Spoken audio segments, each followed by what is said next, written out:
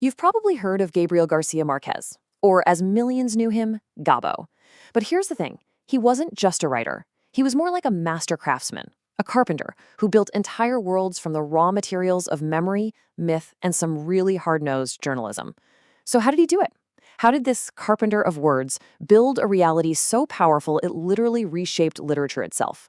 Well, that's what we're going to figure out. Okay, let's just start with this one sentence. It's the first line of 100 Years of Solitude.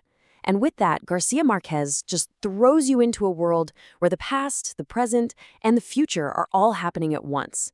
It's a world built entirely on the foundation of a single, powerful memory.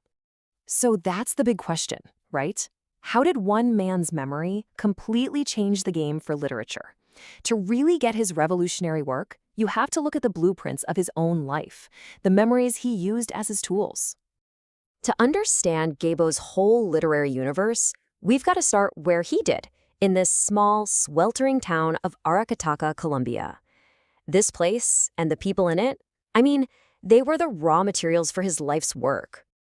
Now, to really understand Gabo, you have to get that he grew up in two completely different worlds, basically embodied by his grandparents.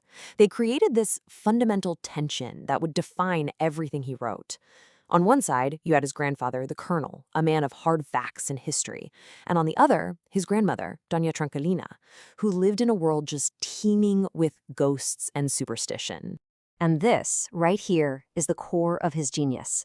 On one hand, you have his grandfather's reality, cold, hard political facts, unflinching, especially when it came to stuff like the Banana Massacre.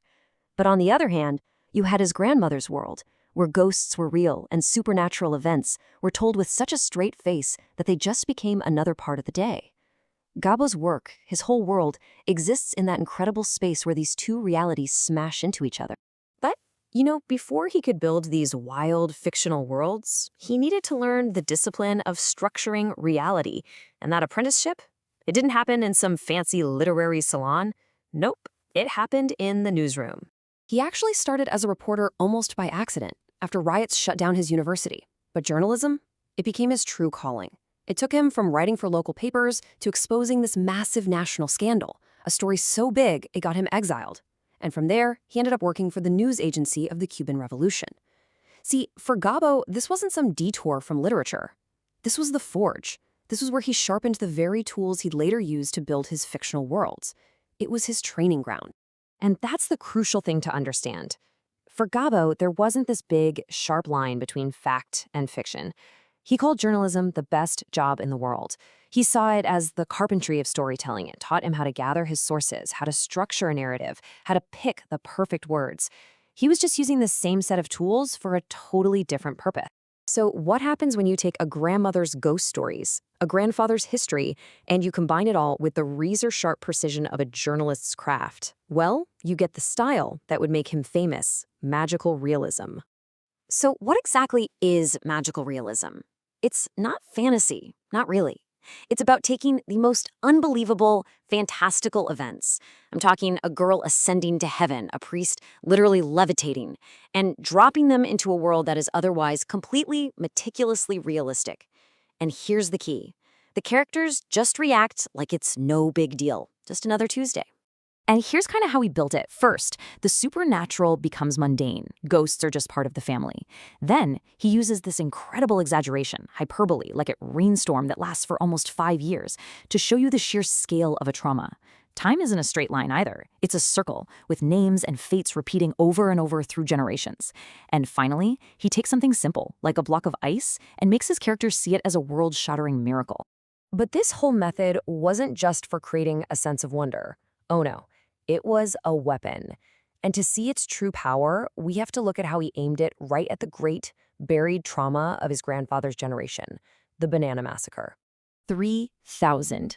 In his novel, Garcia Marquez states it with the certainty of a journalist.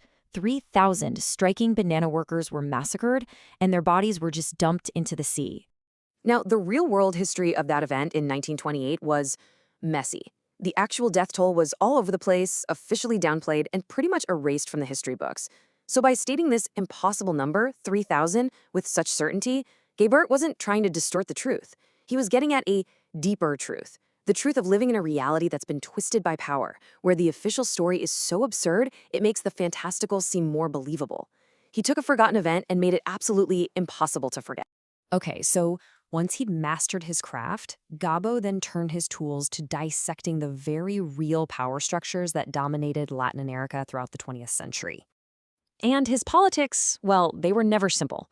He was a committed leftist, for sure, but his long and pretty controversial friendship with Fidel Castro put him at odds with a lot of his friends and colleagues, and definitely got him noticed by intelligence agencies. This timeline kind of shows some of the critical moments. He helped found Cuba's official news agency. Then he had a major break with other big writers over the Padilla affair, a huge controversy where a Cuban poet was imprisoned, basically forcing Gabo to choose between his political loyalties and his literary community. And it all culminated in this legendary moment when his former friend, the novelist Mario Vargas Llosa, straight up punched him in the face, reportedly over a personal drama all tangled up with their political disagreements. They never spoke again. He poured all of these observations about power and its effects into his novel, The Autumn of the Patriarch. It's a really dense, challenging book that kind of mashes up traits from all these real-life tyrants into one ancient, decaying figure. And his main point, his big argument, was that absolute power doesn't just corrupt a nation, it completely destroys the soul of the person who has it, trapping them in this profound, inescapable solitude.